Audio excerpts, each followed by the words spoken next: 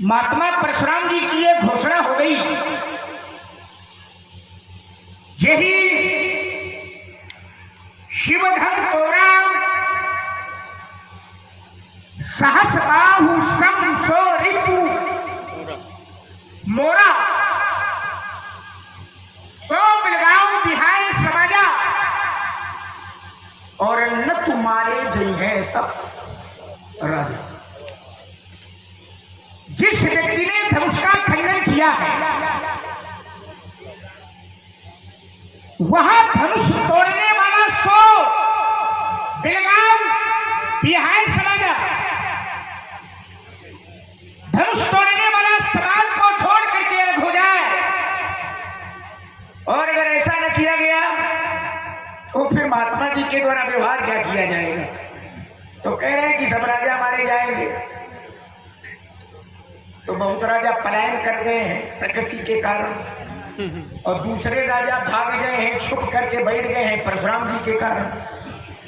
देख महीप सकल सक्षाने और बात झपट जन लवा दुकाने, और बाकी जो कुछ लोग दिखाई दे रहे हैं तो परशुराम जी कह रहे हैं कि न तुम्हारे जय हैं पाणे जी, सब राजा मारे जाएंगे। मेरा ध्यान गया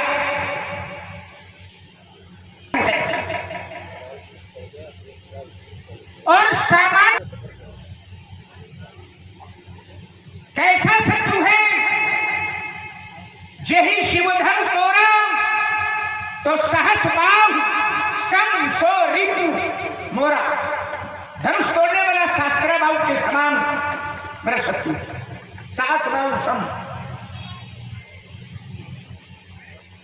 धनुष तोड़ने वाला।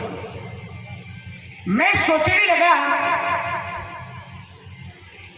कि धनुष तोड़ने वाले में और सहस्त्रा बाहु में क्या कोई किसी प्रकार की समानता हो सकती है या है? क्योंकि ये कहते हैं कि धनुष तोड़ने वाला सहस बाहु सम, तो धनुष तोड़ने वाला और सहस्त्रा बाहु दोनों में कैसे समानता है, कैसे समानता हो सकती है? और इनका कथन है कि वो तोड़ने वाला सहस बाहु सम। चिंतन करता हूं, सहस्त्रा बाहु एक दुष्प्रवृत्ति था, सहस्त्रा बाहु एक कदाचारी था, सहस्त्रा बाहु पापाचारी था, सहस्त्रा बाहु ब्राह्मण विरोधी था, सहस्त्रा बाहु सनातन विरोधी था, सहस्त्रा बाहु अधार्मिक था। तो क्या धनुष तोड़ने वाला भी ऐसा ही है जैसा सहस्त्रा बाहु था? क्योंकि परशुराम जी कह रहे हैं कि सहस बाहु सम, जय शिवधन तोरा तो सहस बाहु समसोरी मूरा, शास्त्रा बाहु के समान है। तो जैसा शास्त्रा बाहु था क्या वैसा धनुष तोड़ने वाला है? धनुष तोड़ने वाला सदाचारी है, धनुष तोड़ने वाला ब्राह्मणों का पुजारी है, धनुष तोड़ने वाला संतों की सेवा करने वाला है, धनुष तोड़ने वाला गौ ब्राह्मणों की रक्षा करने वाला है, धनुष तोड़ने वाला सनातन का पोषक है, धनुष तोड़ने वाला धार्मिक है।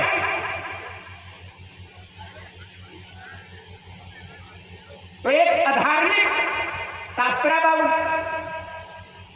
और एक धार्मिक धनुष तोड़ने वाला, क्या दोनों में समानता हो सकती है? एक ब्राह्मणों का विरोध करने वाला, एक ब्राह्मणों की पूजा करने वाला, सेवा करने वाला, रक्षा करने वाला, क्या दोनों में समानता हो सकती है? एक गाय का हरण करने वाला, एक गौ की रक्षा करने वाला, क्या दोनों में समानता हो सकती है? और परशुराम जी कह रहे हैं कि धनुष तोड़ने वाला शास्त्रा बाहु के समान प्रभु शत्रु।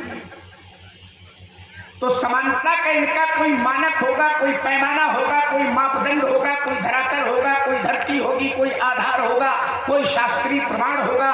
किस आधार पर धनुष तोड़ने वाला और शास्त्रा बाहु समान है, ये ना हमारी समझ में आ रहा है ना किसी की समझ में। कैसे संभाले? क्या मानक है इसका? क्या मापदंड है? क्या कोई शास्त्र का उल्लेख है? कोई शास्त्रीय प्रमाण है? कैसे शास्त्राभाव धनुष तोड़ने वाला सवाल? बस महात्मा जी प्रणाम। और कुशल मंगल है? कुशल मंगल, कुशल। जीवन में बहुत भौतिक संपदा आ जाए, बहुत भौतिक संसाधन बढ़ जाए, इसका नाम कुशलता नहीं है। तो पूछा गया फिर कुशलता कहते किसको हैं? तो कहा तबलक कुशल जीव कम, सपने हूं मन विश्राम, और जबलक भजत न राम कहूं, शोक धाम तज काम। जब तक जीव के जीवन में परमात्मा का भजन नहीं है, तब तक उसके जीवन में कोई कुशलता नहीं। मंगल, तो मंगल भी वहीं से है। कैसे? कहा कि या तो उनके नाम में मंगल है या तो उनकी कथा में मंगल है। मंगल भवन अमंगल हार, मंगल करण कलिमल हरण, तुलसी कथा मंगल। और आज संभवतः मंगल है। और राम जी का जन्म भी मंगल के दिन है, और राम जी की कथा का भी नवमी भौमवार मधुमाशा है। एक बात मेरा समझ में नहीं आ रही है, बड़ा क्रोध है, लेकिन क्रोध के मूल में क्या है? क्रोध का कारण क्या है? किस कारण क्रोध है? कारण नहीं, सकारण कारण। क्या कहा? धनुष टूट गया। क्रोध का कारण धनुष का टूटना है। धनुष के टूटने पर आप क्रोध कर रहे हैं। एक बात मैं आपको बता दूं, अगर क्रोध का कारण धनुष का टूटना है, धनुष के टूटने पर आप क्रोध कर रहे हैं, तो बहु धन भी तोड़ी लड़िकाई, बहु धन भी तोड़ी लड़िकाई, कब मुना सरिस तीन गोसाई। महाराज, मैंने बाल्यावस्था में बहुत सी धनुइयां तोड़ी थी। जब बहुत तोड़ी थी तो बहुत क्रोध नहीं था। एक टूटा है, क्रोध बहुत है, तो क्या यही धन पर ममता? इस धनुष पर आपकी ममता है? और अगर है, यही हेतु, इसका हेतु, इसका कारण क्या है? पूज्यपाद प्रातः शिवरणी महामना हम जानना चाहते हैं। यही धन पर ममता, यही हेतु। जनक से पूछा, कब जड़ जनक धनुष के ही तोड़ा, तो अतिडर उतर दे कंद्र प्रणाली। राजा जनक मौन हो गए। तुम्हारे भाई ने, राम ने आकर हमसे कहा, नाथ शंभुधन भंजनहारा, होई ही कोई एक दास तुम्हारा। तो मैंने विचार किया, राम धनुष भंजनहार को जानता है, प्रत्यक्षदर्शी है, प्रत्यक्षदर्शी है, इसलिए वो ऐसा कह रहा है, नाथ संबंधन भंजनहारा हुई को। तो विचार कर लेगा वो क्यों कह रहा है? अनिश्चय वाचक शब्द कह रहा को। अरे जब स्पष्ट है तो नाम बताता, अमुक है अमुक है। और फिर बाद में कहा, आयुष का कहीं किन मोही, ये निश्चयात्मक है, एक संख्या सूचक है, वही क्यों ये। फिर ये कह दिया, ये तो बता दिया कि एक ही है वो। और फिर बताया, आयुष का कहीं किन मोही। अब मोही जो है ये निश्चय वाचक हो गया। मुझे आज्ञा दीजिए। तो यदि मोही के अनुसार वही है, तो तुम्हारा भाई ये कह सकता था, नाथ शंभुधन भंजन हारा, तब पदरत मैं दास तुम्हारा। क्या कह देता? तब पदरत मैं दास तुम्हारा। और जब कोई, देखो वैसे कोई मैं कहे तो अभिमान होता है कि मैं हूं, तो अभिमान होता है। लेकिन यदि कह दे मैं दास हूं तो अभिमान नहीं होता, क्योंकि ये तो अध्यात्म वेदांत हो जाएगा। क्योंकि जब अद्वैत आया, अद्वैत न द्वैतो भाव विद्युते यत्र अद्वैता, जहां दूसरे का भाव ही नहीं है, कोई द्वितीय है ही नहीं, तो वहां है सोहम। सोहम अहम ब्रह्मास्मि। लेकिन जब आ जाएगा मैं दास तुम्हारा, तो क्या बनेगा? दासोहम। बहुत से संतों ने सोहम को महत्व दिया, सोहम एक संप्रदाय बन गया।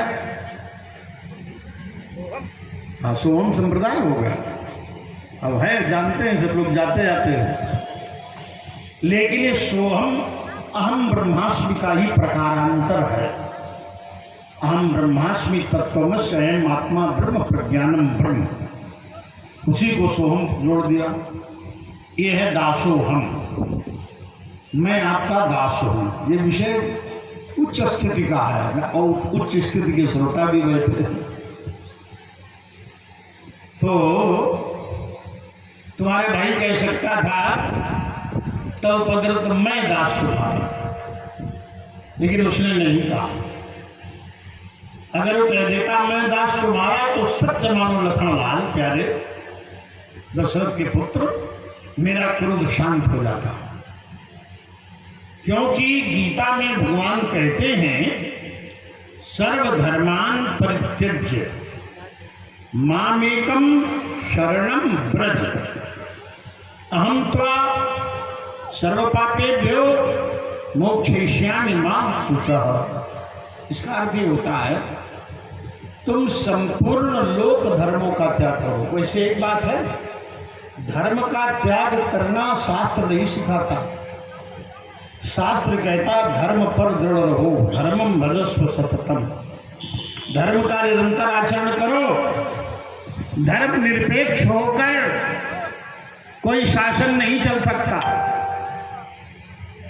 अगर कोई शासन तंत्र ये कहे कि हम धर्म निरपेक्ष हैं, तो क्या अधर्म सापेक्ष होगा? क्या वो शासन तंत्र अधर्म सापेक्ष लेकर चलेगा? यहां मनुष्यों का मैं ध्यान आकर्षण करूंगा, कोई भी शासन तंत्र धर्म निरपेक्ष नहीं हो सकता। अनुवाद गलत किया है जिन्होंने किया। पंथ निरपेक्ष होना चाहिए। क्या होना चाहिए? पंथ निरपेक्ष। जो पंथ हैं परमात्मा को पाने के, अनेक पंथ निरपेक्षता हो, धर्म निरपेक्षता न हो। अच्छा, सबसे बड़ा धर्म क्या है? ध्यानस्थ हो हरिशंकर, सबसे बड़ा धर्म क्या है? बोले धर्म न दूसर सत्य समाना, नहीं सत्यात् परो धर्म। सत्य से बढ़कर कोई धर्म नहीं है। अच्छा, तो कोई शासन तंत्र या राजा सत्य को छोड़कर शासन कर पाएगा? है तो फिर कैसे लिख दिया धर्म निरपेक्ष? इस पर अखिल भारतीय गोष्ठी होनी चाहिए। ये गलत है। हम इस धर्म मंच से बोल रहे हैं, ये व्याख्या ही, परिभाषा ही गलत है। कहीं संविधान में अगर है ये पंथ निरपेक्ष किया जाए। और देखिए, परोपकार सबसे बड़ा धर्म है। धर्म नहीं भाई, इसको छोड़कर कौन आचरण कर सकता है? परोपकार ये